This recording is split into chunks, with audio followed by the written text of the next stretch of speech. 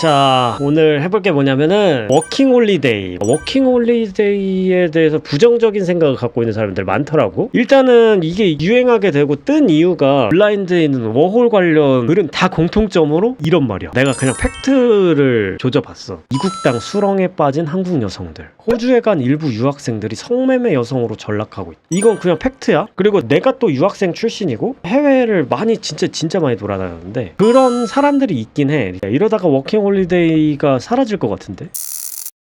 자, 오늘 해볼 게 뭐냐면은 워킹홀리데이, 워홀이라 그러면은 이제 모르는 사람이 없겠죠? 그냥 일하면서 노는 거 뭐 이렇게 생각을 할 수 있어. 되게 옛날부터 유행을 했었어요. 돈도 벌면서 해외에서 살 수도 있고 놀러 다닐 수도 있고 이래갖고 되게 한때 유행을 했었어. 요거에 대해서 조금 알아봤는데 블라인드 글을 읽다 보니까 워킹홀리데이에 대해서 부정적인 생각을 갖고 있는 사람들 많더라고. 이게 왜 그러지? 해서 이 자료를 좀 준비를 해봤는데, 일단 워킹홀리데이에 대해서 조금 이렇게 설명을 먼저 해보면, 해외에 나가서 그 워킹홀리데이 비자라는 걸 받을 수 있어. 그 비자를 받아갖고 그 나라에서 합법적으로 일을 하는 거야. 가능한 나라가 24개 국가에서 가능하대. 제일 많이 가는 데가 호주, 캐나다, 일본 이 순서로 알고 있는데, 호주가 많은 이유 제한이 없거든. 모집 인원이 그냥 내가 신청하면 갈 수 있는 거야. 그 외에도 일본 10,000명이죠. 캐나다 4,000명이고 이런 데가 이제 핫한 거야. 근데 가능한 조건이 있어. 나이가 만 18세에서 30세야. 그러니까 나는 이제 못해. 요 나이만 딱 이게 충족이 되면 이 비자를 발급받을 수 있어. 그리고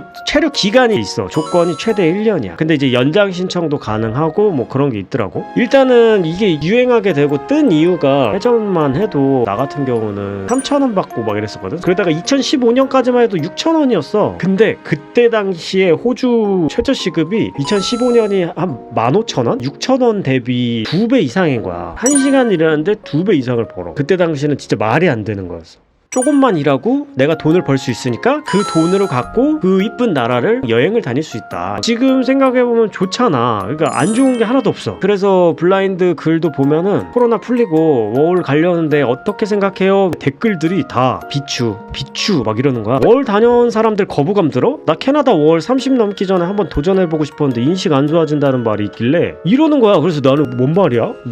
왜? 막 이렇게 돼갖고 내가 이거를 찾게 됐는데, 블라인드에 있는 워홀 관련 글은 다 공통점으로 이런 말이야. 댓글 보잖아. 남자들도 남자들인데 나중에 결혼 생각하는 사람으로서 한국 사람들 인식이 이 정도로 바닥인데 정뚝떨 할 만도 하지. 한국인이랑 결혼해야겠다는 거 아니면 그냥 가도 무방하죠. 호주 워홀은 좀 안 좋게 보이더라. 흑형 백형한테 간 여자는 돌아오지 않았어. 워홀 가면 결정사에서 마이너스 요소로 크게 작용함. 그러니까 워홀 가면은 결혼정보 회사에서도 안 좋게 본대. 마이너스라는 거야. 실제로 걔네가 평가하는 요소들 있잖아. 공무원은 몇 점, 뭐 의사는 몇 점, 대기업은 몇 점, 워킹홀리데이 는 마이너스 요소라는 거야. 그래서 아니 왜 영어 공부하러 가고 혼자서 이렇게 독립적인 생활을 해보고 이런 거 좋지 않나 라고 했는데, 워홀 갔던 여자들 결혼 시장에서 마이너스 요소라는데 진짜임? 결정사에서 워홀 경험 있으면 감점 요소라고 들었는데 진짜인지 궁금해서 아무도 좋은 글을 쓴 사람이 없어. 캐나다 호주 워홀 다녀온 친구 있으면 물어봐. 난 둘 다 있어서 직접 들었는데 동물의 세계라고 함. 돈 벌러 가니까 돈 아낀다고 쉐어하우스 많이 하고 외국인 집에서 하숙하면서 살던가, 그런 개방된 문화에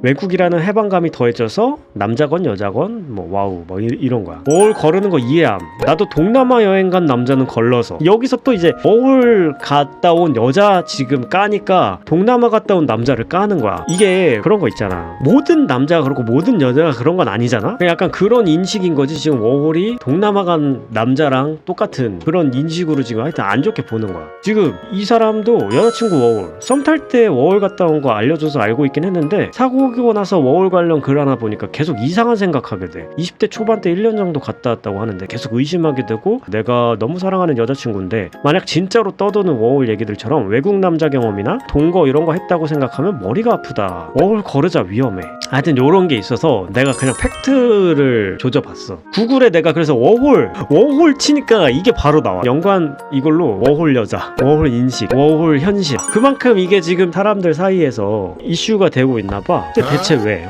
진짜 대체 왜? 실제로 호주 일자리 평균 시급 현황을 봤어. 제일 많이 하는 게 농장. 호주 하면 농장에서 일하고 왔다 이런 거 많이 들어보지 않았음? 시티잡을 가장 원하지 사람들이. 근데 시티잡은 최소 영어 실력 있잖아. 중이나 중상이야. 영어를 잘해야 되잖아. 그래서 시티잡은 거의 이제 없다고 보면 돼. 그럼 이제 농장에서 일해야 되고 공장에서 일해야 되고, 근데 그 업무 강도가 생각보다 높아서 힘들다고 하는 거야. 그래갖고 여기서 여자들이 못하는 거야. 그러다 보니까 어떻겠어? 이국당 수렁에 빠진 한국 여성들. 호주에 간 일부 유학생들이 성매매 여성으로 전락하고 있다. 한인 성매매 여성의 약 10%에서 15%가 유학생이라고 해. 식당이나 아르바이트 할 때보다 수익이 몇 배 되고, 이 마사지 걸 성관계가 아니다라는 말에 완전히 넘어간대. 근데 이건 믿기고 실제로는 이 풀샵까지 가게 된다고 하더라고. 오전에 학교에 갔다가 오후에 일을 하거나 주말만 일을 하는 식이다. 이런 인식이 이제 생긴 거야. 그리고 이게 실제 교민 그 신문인데 뒤에 마사지샵 알바 지원하세요 뭐 이런 거야. 아가씨 항시 구함. 성매매 아니라고. 그냥 이제 발만 주물르면 된다. 처음에 이렇게 꼬시는 거지.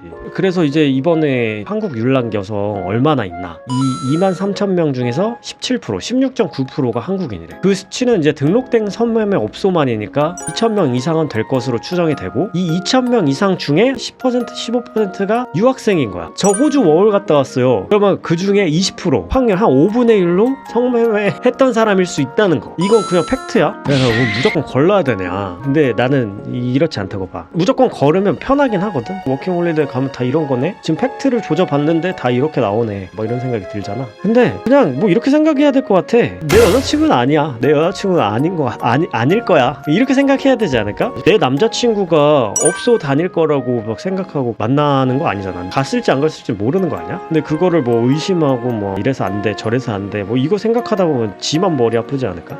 그리고 내가 또 유학생 출신이고 해외를 많이 진짜 많이 돌아다녔는데 그런 사람들이 있긴 해. 되게 쉽게 몸 주고 막 그런 여자애들도 있긴 한데, 그런 남자도 마찬가지야. 그런 남자도 있고 그런 여자도 있는데, 그런 애들이 풍겨오는 그냥 느낌이 있어. 아, 쟤는 그냥 그렇게 노는 애구나. 그냥 알 것 같은데? 맞아요. 여자친구라면 무조건 아닐 거라고 생각해야 돼요. 어쨌든 이제 팩트를 조져보니 요런 것들이 있어서 이런 말들이 나왔구나. 블라인드에 걸러라, 통계다, 이런 게 구라는 아니었어. 실제로 있었던 이런 내용들도 있고. 그래서 결론은 믿고 만나세요. 그냥 그거를 나는 못 믿겠다, 나 이런 거 신경 쓰는 사람이다, 그러면 그냥 워홀 걸러요. 유학생 걸러요. 이미지를 바꿔야 될 것 같아. 이러다가 워킹홀리데이가 사라질 것 같은데. 정말 좋은 시스템이거든 이거.